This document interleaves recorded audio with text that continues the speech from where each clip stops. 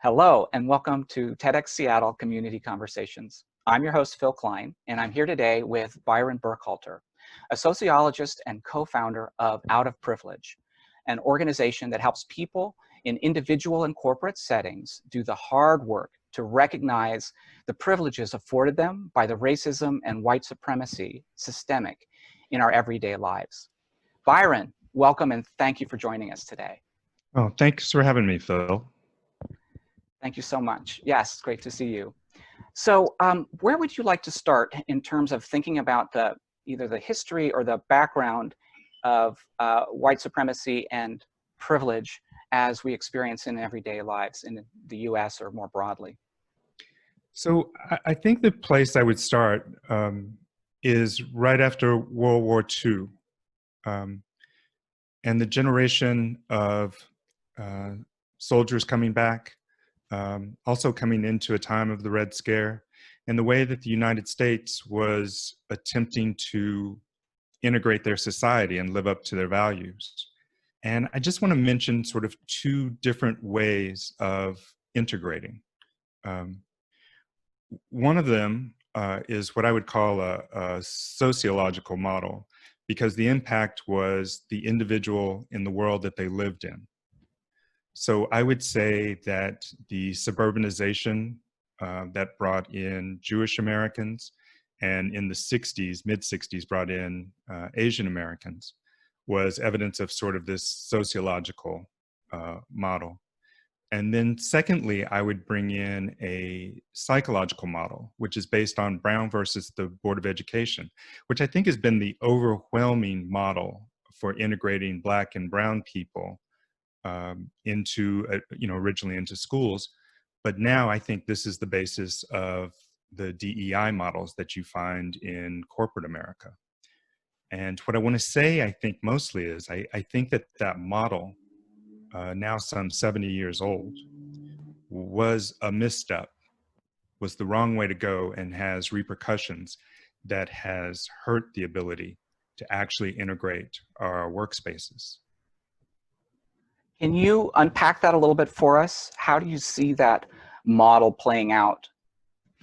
So I want to say first off that the model was a translation of what the plaintiffs of Brown actually wanted. They wanted the sociological model, the ability to choose which environments their kids went to school in without regard to skin color. But the court translated that into a psychological model and said, separate's not equal because you are impairing the minds of these Black children. And so the model that comes out of Brown is taking individual Black kids, in the visual that you get of it, it's always sort of that black and white photo with the crowds yelling and the one kid going in surrounded by police officers, and you take them into a space, and once you get them to that space, you've effectively integrated. Now, the thing about that is the space itself has not really changed. Nobody has asked the white students in the school to do anything different. The administrators aren't doing anything different. The curriculum has not changed. It's simply getting one individual into the space that counts as integration. That, I think, is problematic. And it's problematic for us today as you try to retain or recruit and retain African Americans and Latinx people into your organizations without actually going through any change yourself. So part of what our organization, Out of Privilege, does is tries to bring in that sociological model where the people that are already there have to change, have to do the work to understand themselves in a larger context. So to understand that in Board versus Brown, Board of Education versus Brown, you had Black people brought into the white schools, right? It was, and that was considered a complete remedy as implemented. Whereas what I think I hear you saying is that true integration entails creating a space where each participant, Black, Brown, Latin, American, etc., is a full participant and is recognized as a full participant rather than being assimilated or integrated in a superficial sense into a white space. And it keeps attention off of details like, oh, there was an entire police force and federal agents that were involved in the way that was implemented to address the impairment of Black kids in their lack of access to white resources. Yeah, I think that's exactly right. And more importantly, for our understandings of whiteness, that idea of the privilege that you get from being part of the political group of white people, is that we didn't understand that those with the privilege were active participants in maintaining the privilege, and that until their actions changed, until they did things differently, that privilege, that difference, that segregation was never going to go away. We made it where as long as we nominally had enough Black and brown bodies around us, we were doing the work. And there's this kind of whiteful blindness around the not only invisible man, in Ralph Ellison's terms, is the way a Black man was experienced. There's the invisible white power that is surrounding things that white people choose not to see because it's pervasive for them. That's exactly right. Now, and notice as we talk about this, how different it was in the armed services, right? Through an executive order from Eisenhower, I believe. Within 10 years, you had made incredible progress by having people live with each other, train with each other, fight with each other, trust in each other with their very lives. But instead, in the way that we've taken the psychological model, instead of seeing this as a social operation, it's been an individual model. And even to this day, you get people going through anti-bias training as though it were the individual's mind that had to be altered, and that there were these slight behavioral changes that an individual could make that would create a neutral atmosphere. In the meantime, so many of us have lived in segregated neighborhoods. So many of us have gone to segregated schools, segregated colleges and universities. So many of us go to meetings every day that are segregated, that we haven't had the time of actually living together, which was the armed services model.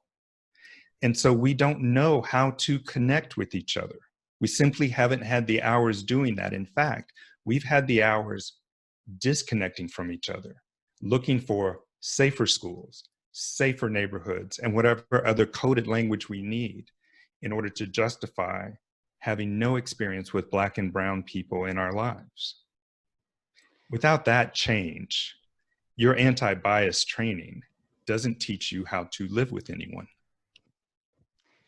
So just to kind of capture this, because it's so vital, you're saying, I think, keep me honest here, that in our military, really the instrument for our patriotism as a nation focused on a evolution to development systematically of a multiracial national force, and in its very architecture. Whereas in education, the system in segregation was, and even in some aspects of systematic desegregation, was reinforcing of a psychological model rather than embracing the kind of sociological model That's right. And the psychological model, to me, is naturally more useful to maintaining white supremacy. Just like you said, and I think what you brought up is brilliant, right? This is how we protect our democracy. If you go back and read the executive order, it says almost exactly that, Phil, that this is to protect our democracy. Now, when we looked at Brown versus the Board of Education, this was to stop the damage to Black and brown minds. It wasn't for all of us that we were integrating the schools. It was for them. This was our largesse, our altruism. But with the armed forces, this was our very country, this experiment. was on the line. And so by order, you will live together. And that had its effect, right? But when we look at it from the psychological model, the idea is that we're helping them with no sense of that white people, people within that political party, needed that for themselves. Even now, as we come together as organizations, why is this organization diversifying? Do they see it as part of their bottom line? Do they see it as part of who they are? Or is this just their largesse? Can you speak a little more to what you see as how companies can and are or could or should apply this thinking in the way they start to look at diversity and inclusion and equity? So what I would say is at the beginning of this, each person would have to understand themselves in this racial context. Each of us would have to understand ourselves, not in terms of our attitudes or our feelings or, I never think about race or it's not intended or any of these psychological terms. But where do you live? Do you know a Black couple where both partners are Black? How many hours have you spent talking to Black people in the last year? How much experience do you have with Latinx people in a peer environment, at dinner or in a meeting, right? So it's understanding yourself in context. And then it's starting to see the small ways in which we cover for the racism around us. Things like, well, I haven't been presented with a candidate to hire, where you get that sort of passive tense, where there's no notion that you would have to be active and proactive and do the anti-racist action of going to find. Or we say, well, yeah, I did hear that, but I don't think that was intentional. Or I think that that person's just not educated. They're just ignorant, as though it were just an issue of not having these things available. So looking for these little practices where within whiteness, you maintain the privilege, you maintain the veneer that there's nothing untoward going on here. Now, from that, you come into a place where you can understand other people's perspectives. Let me say a little bit more about that. Right now, the way that DEI is done in organizations doesn't require those in power, those with the jobs, those already enculturated, to understand the perspective of other people. But those 1 or 2 or 4 Black and brown people have to understand the perspectives of the people around them. They have to constantly be reading those perspectives. They have to recognize that those people don't have any practice, don't have the hours in, and they have to modulate themselves to keep the comfort of the fragility of that environment, that white environment. So all of the work, all of the weight of this is on those people that you're bringing in. If you want to retain them, if you want an integrated, diverse, inclusive space, you are going to have to be able to take your white perspective, that segregated perspective, and move it over to the side and get some time understanding perspectives that you have segregated yourself away from all of these years, so that you can begin to carry the weight of understanding other people. Once you get to that point, that's how you begin to establish trust, mutuality, so that then you can have real conversations with each other, so that you can really come to understand each other. This happened for most people within whiteness in the suburbs. This happened for Asian American families coming in the 60s, straight into the suburbs with Jewish Americans and Irish Americans and Italian Americans, all coming to learn how to live with each other. And they all had to change. And in fact, each of those generations that came into the suburbs is going to have more trouble connecting with their parents and grandparents that lived in ethnic communities than they have with each other. That culture, that coming together, that's what we're trying to create in a corporate environment. And that means that it's not just a set of policies. It's not just a set of anti-bias training. You need time. You need practice. It's time to understand someone other than yourself. That's a powerful invitation and idea. What I'm hearing is that as an organization, perhaps that was predominantly white, let's say 6 months ago, and has begun the process of increasing the number of non-whites who are in a variety of roles. You know, I mean, for many companies, this may have been going on for 5, 10 years longer. There may subconsciously be a sense of the company as we're a white company who have some minority members. But as you point out, acculturation is a dynamic that is continually in operation.